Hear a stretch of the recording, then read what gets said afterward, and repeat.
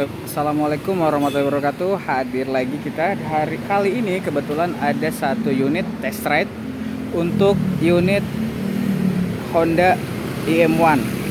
Seperti yang kita tahu, tahun lalu Honda ngasih kejutan ke publik dengan merilis unit motor listriknya dengan desain futuristik seperti ini.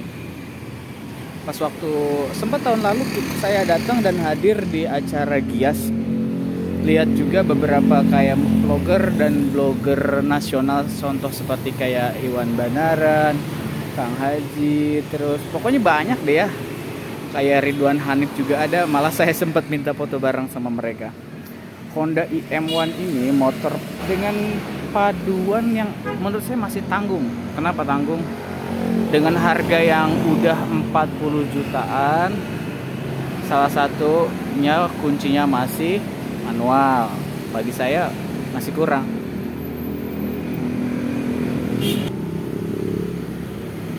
IM1 ini pas di launching sebenarnya saya tertarik banget. Cuma waktu itu nggak diumumkan berapa harganya, berapa secara spesifikasi nggak disebutkan, belum begitu diumumkan ke khalayak umum. Masih disimpan rapat-rapat untuk harga, untuk varian juga. Cuma kalau untuk yang sekarang Honda IM1 ini saya juga bingung ya mau review mulainya dari mana. Soalnya kalau dari segi model, motor listrik, jujur saya pertama kali pakai motor listrik. Bahkan sepeda listrik pun saya belum pernah pakai. Kenapa? Karena saya nggak begitu tertarik kayak ke sepeda listrik. Bahkan selama ini saya belum pernah ngejual nih untuk motor-motor listrik ini. Soalnya pernah ada sempat posting beberapa kali, kita ada stok ready misalkan. Orang ketika tahu harganya mereka malah jawab, mending beli ini. Ya ini sih memang bukan buat kaum mendang-mending sih ya. Kalau untuk Honda IM1 ini dengan kapasitas baterai mulai dari cas 0% sampai 100% itu dia 6 jam. Yang bikin apa sih yang bikin mahal dari motor listrik ini ya, sampai harganya melejit banget? Salah satunya dari harga baterainya dia itu sekitar 10 juta rupiah. Terus kalau misalkan ada dock chargingnya dia 6 juta. Semuanya impor dari luar. Untuk roda belakang, setahu saya tadi informasi kalau nggak salah saya terima, dia untuk ban belakang dia ukurannya 10 inci ya, velg 10 inci. Sedangkan kalau untuk bagian depan dia 12 inci.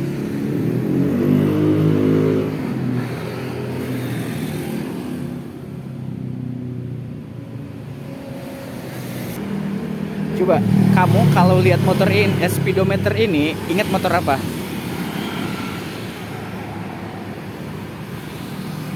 Kalau saya sih, kalau lihat motor ini, ingatnya speedometer ini, ingatnya ke model Genio ya, bulat-bulat kayak gini.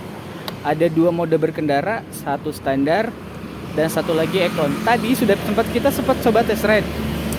Kalau untuk yang mode standar bisa dia di atas 40 km per jam. Tapi kalau misalkan untuk mode Econ dia mentok di 31, 32, nggak bisa ngebut. Jadi kalau misalkan mau ngebut, motor ini nggak cocok buat di jalanan. Maksudnya bukan buat nggak cocok di jalan, nggak cocok dibuat di bawah.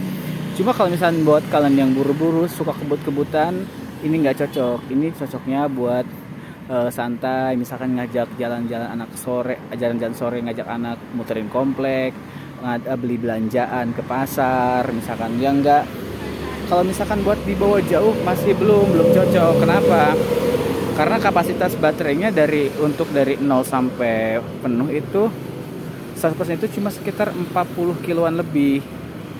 Kalau misalkan contoh dari rumah saya ke rumah mertua atau ke rumah orang tua itu sekitar 23 km. Untuk bolak-balik masih kurang ya. Jadi kayaknya kalau misalkan sampai rumah sana terus kalau mau dibawa lagi harus cas dulu ya sebelum sebelum dibawa kita cas lagi. Nih, kuncinya masih manual sama ya, dengan kayak kunci manual nih. Ketika di starter, ketika seperti ini, kosong aja. Biasa kalau untuk bisa dijalankan harus seperti biasa tekan starter dan rem kiri dulu, baru bisa dijalankan.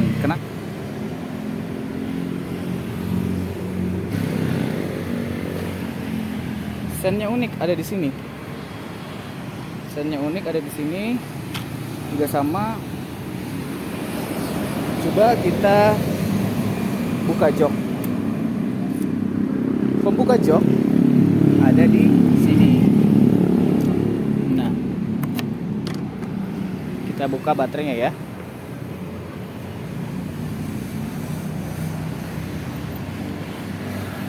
Insya Allah sih ya, ini tahan banget sama guncangan. Enggak ada penguncinya 2, 1, 2 penguncinya. Jadi kalau misalkan ini buat baterai, ini space di belakang ini cukup kayaknya buat jas hujan. Kayaknya kalau buat bawa anak kucing sih cocok, saya masih masuk. Kalau bawa anak kucing masih masuk dia.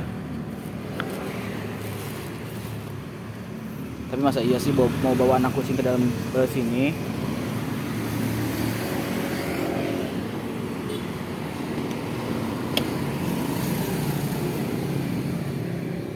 Nih, ini apa ya yang kamu tahu nih? Setahu saya di sini ada nomor rangka, kalau nggak salah tadi dengar katanya di sini ada nomor rangkanya. Ini untuk charger sudah dengan USB. Sudah dengan USB chargerannya. Tapi sayang, masa udah capek-capek ngecas berlama-lama, masa mau ngecas handphone di sini, di rumah aja sih ngecasnya. Sama ini juga untuk konsol sini nggak begitu dalam, nggak cukup lah buat satu beli aqua sebotol mah.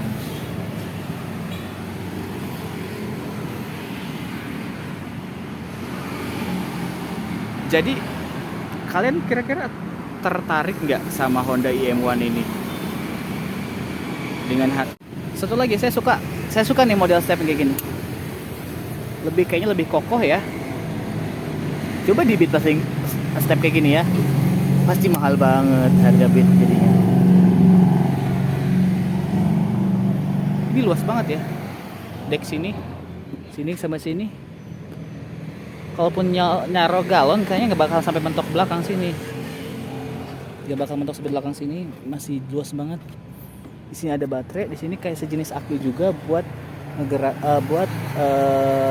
supply listrik ke kayak lampu sen seperti itu. Kalau ini khususnya buat penggerak rodanya.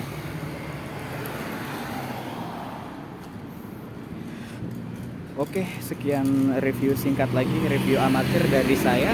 Semoga kalau misalkan ada yang berminat, kalau misalkan kalian mau test ride, unitnya ready di SMS Pandeglang.